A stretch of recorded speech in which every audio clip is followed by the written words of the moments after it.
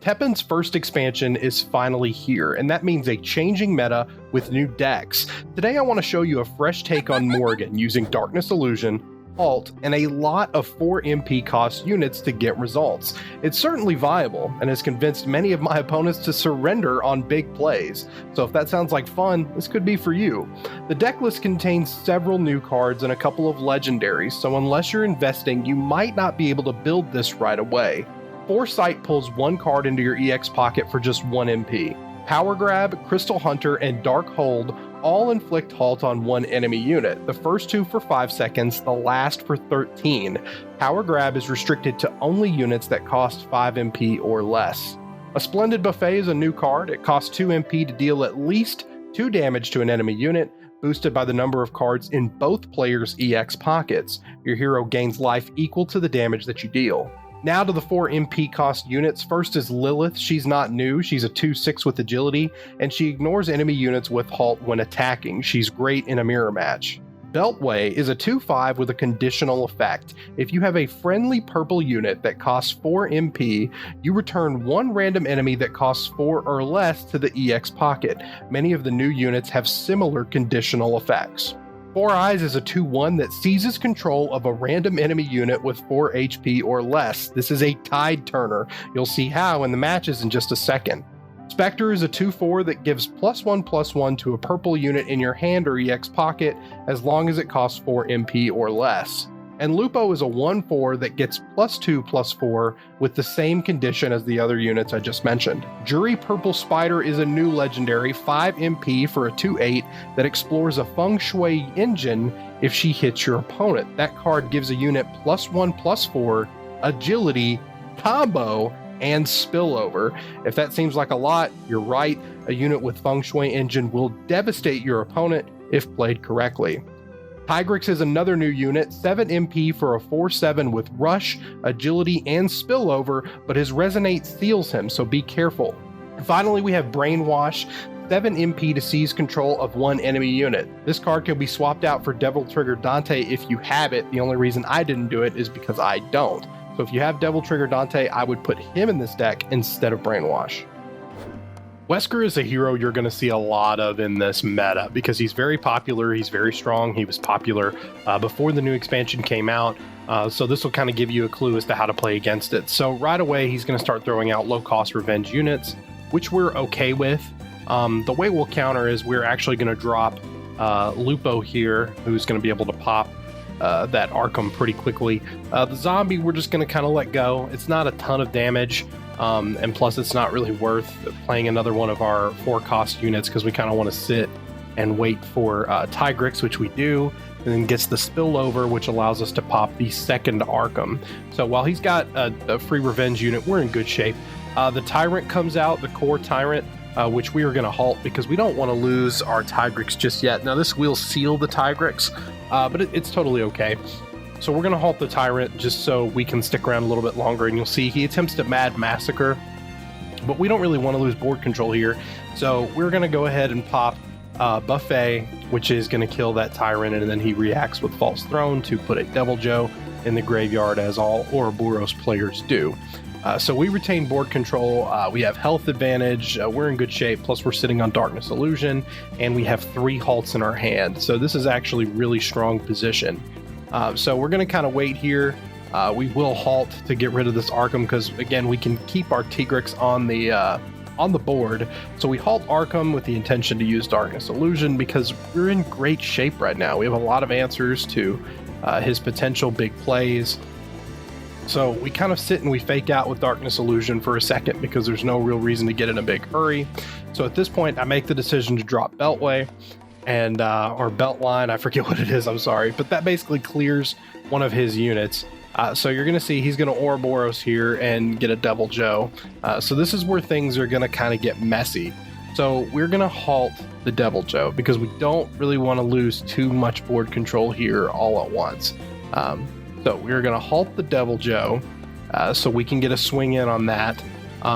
Ultimately, we are going to Darkness Illusion that. Not really anything we can do to counter the Tyrant at this point. We could halt here at the last second, but it's not really worth it. So we allow those to trade, and then he pops the Revenged Tyrant on the bottom of the board, which is okay.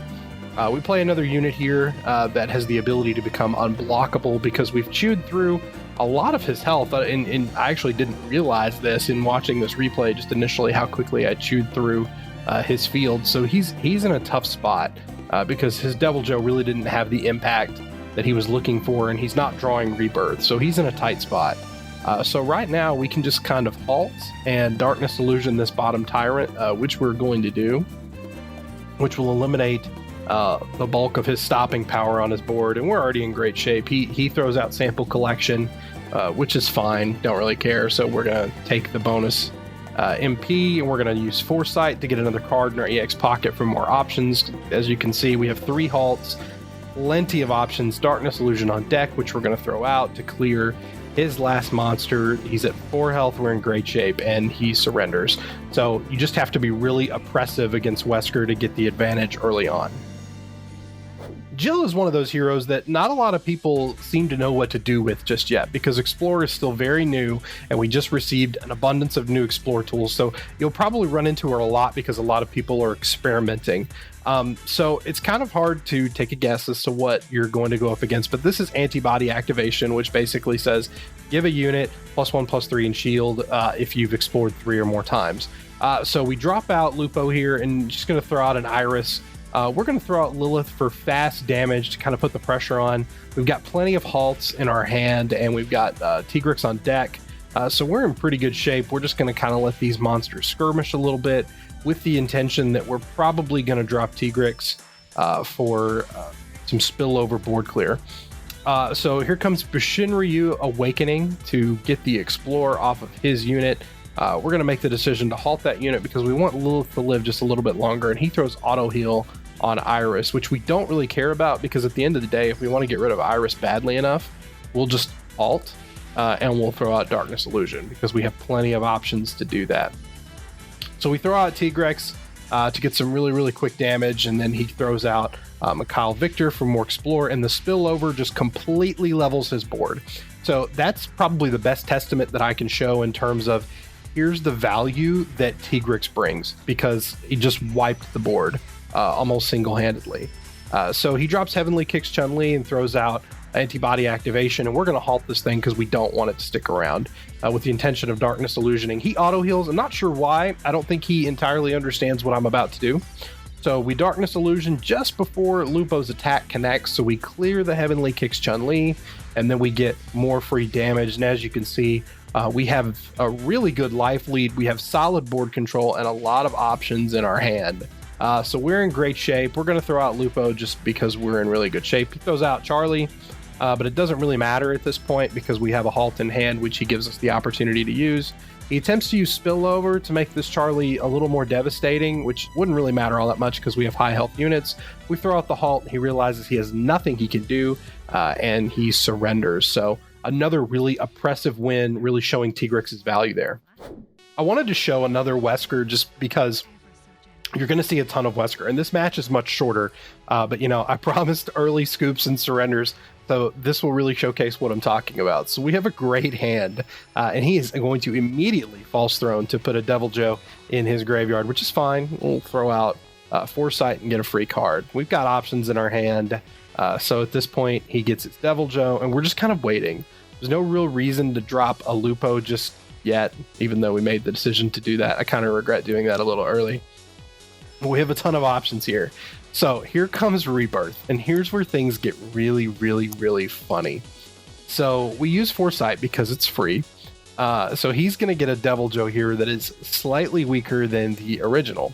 So Devil Joe comes out, and it's going to hit Lupo one time, which puts it in the HP threshold of being snatched by Four Eyes. So we just basically turned his entire game plan on its head. And he sits there and waits, and he wonders, and he wonders, and he realizes, you know what? I'm really far behind now, and he scoops. So the power of Four Eyes and being able to take your opponent's monster in this meta, very strong. Understanding the mirror is really important just because of Morrigan's popularity, and I think Morrigan will remain as popular as she is until the inevitable adjustment to Darkness Illusion, which I think we all know will come at some point. So how to play the mirror. don't want to get super aggressive early on, but understand that there's two types of Morgans that can really be played here. Something akin to the original Make Units Big with Resonate, and then the 4-cost version, which we have here. And he throws out Devil Trigger Dante, which is a problem. This card is a problem, because if you do not deal with it in an efficient way, he's going to chew through your health, and there's not a lot you can do about it. Now, if you're running the more conventional Morgan, he's not as scary because you're going to create flyers. But this deck does not create flyers. So much of what you have to do here is you basically have to hope for the ability to get a halt off and then Darkness Illusion it. So that's kind of what we're waiting for here. But then he throws out another problem, which is the Jury, which is a big problem. So we attempt to halt Dante, but he's going to Hidden Intent. So at this point, we just kind of have to get some value here. So we halt Jury with the intention of popping her, because a unit with a Feng Shui engine on it, particularly that Dante, would be a huge problem. So we make the decision to deal with the Jury and just kind of say, all right, we're going to have to push Dante aside and worry about this later. The unfortunate part is we don't have a great hand to do that with 3 Liliths, which don't really do anything for us right now. So we attempt to use Beltway or Beltline. I'm just going to call him Belt Boy. We use Belt Boy to get rid of Anakris, and then he Darkness Illusions to get rid of our last Lupo. So it's kind of a race at this point, and it seems obvious that he's going to win. So at this point, I have to throw out Lilith for agility just to attempt to pop that Dante because it's low. But he's got a Crystal Hunter in his hand and is going to halt my Lilith, and there's not really anything I can do about it because my hand is very limiting. We've got Tigrex, we've got Brainwash, and then he throws out Jackpot to drop enemy's health to 1. I think he just did that to cycle. It's not really going to have a huge impact on the state of the game as it is right now. I think he's just attempting to cycle cards, which is fine. So it's essentially a race right now. And as you can see, I'm in a really bad spot. He throws out an Anakris to halt my bottom unit, but Lilith finally kills the Dante after the Dante put me down to just 2 health. So what do we do here? Well, he's going to throw out Hook Shot to give this Anakris flying. And if it connects, I lose. So I have no choice. I have to Brainwash the Anakris. I know it's not ideal, but I did not have a choice in this situation. So you kind of do what you can. I've got a full board, and he's also low on health. Now I have Darkness Illusion, but the problem is I don't have anything to inflict halt on any of my units right now. And I don't really have any cards I can cycle until he kills one of my units. But then he gives me the chance. He Dark Holds on Lilith, which is smart because she has agility. She's attacking the fastest. And he has enough AP at this point that he is going to Darkness Illusion the Lilith, which is totally okay. So as you can see, the halt resolves, and then comes Darkness Illusion to get rid of the... Well, actually, I forgot. He Foresights one more time because he was 1 AP short. So then Darkness Illusion is going to come out to get rid of the Lilith, but we have enough pressure on the board that at this point it doesn't really matter, especially because we almost have enough MP to cast Tigrex, which we're going to do. There's nothing really we can do, and we just barely squeak this one out just by the skin of our teeth. So this is also a great example of why Devil Trigger Dante is so good. Overall, this deck can really hang with the other dominant decks in the meta. It's got a pretty decent matchup against Wesker, it's good in the mirror, and it can hang with Rathalos. So it's definitely capable of competing in champion ranked. Let me know how it works out for you. Also, what decks do you want to see me focus on in upcoming videos? Let me know in the comments. Until then, good luck on the grind. See you next time.